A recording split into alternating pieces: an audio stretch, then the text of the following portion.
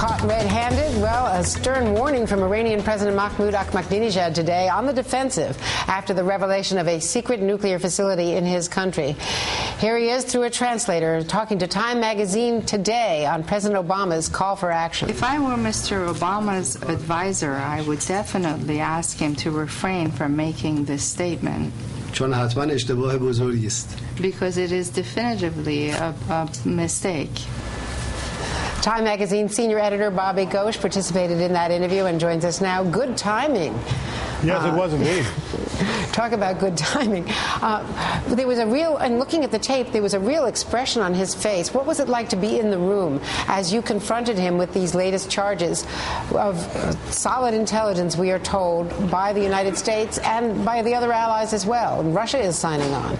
Well, he was quite taken aback. He'd started out the interview very confident, very calm. There was none of that sort of pugnaciousness about him that we've seen before. He seemed completely in control of everything around him. And then we asked him about the revelations of the new reactor. We told him that President Obama was going to be making a statement about it even while we were speaking, and he was quite taken aback by that. I thought he tried to find an answer for it, and he sort of went from being aggressive, saying, I don't have to tell Obama everything about every facility we had, and then he was defensive. He said, there's no secrecy. We've been working with the IAEA. We've been keeping our end of the bargain that we made with the nuclear authority. So I think he was caught without a ready answer at that occasion.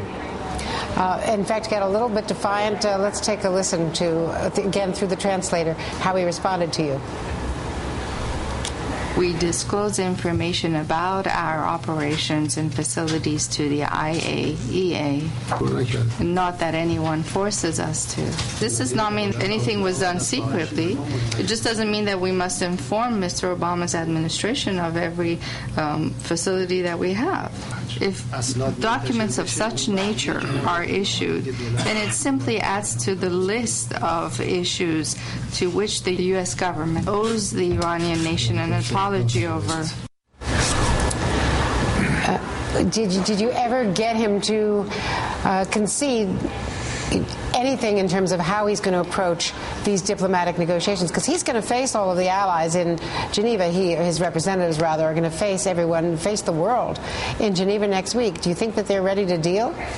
I think they were certainly taken aback by this, but at the same time, I asked him directly what he was expecting from the negotiations. He fell back on the very familiar positions. He talked about the need for cooperation in the larger universe and the need for friendship among nations.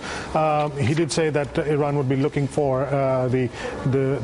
officially the right to go up to 20% enrichment of uranium, but that's a position that they have already staked out. So when we asked him about what to expect from the negotiations, he was on much more familiar grounds. It was the question of this new reactor. Well, it's not a new reactor, but the reactor now being brought to the world's attention that really threw him.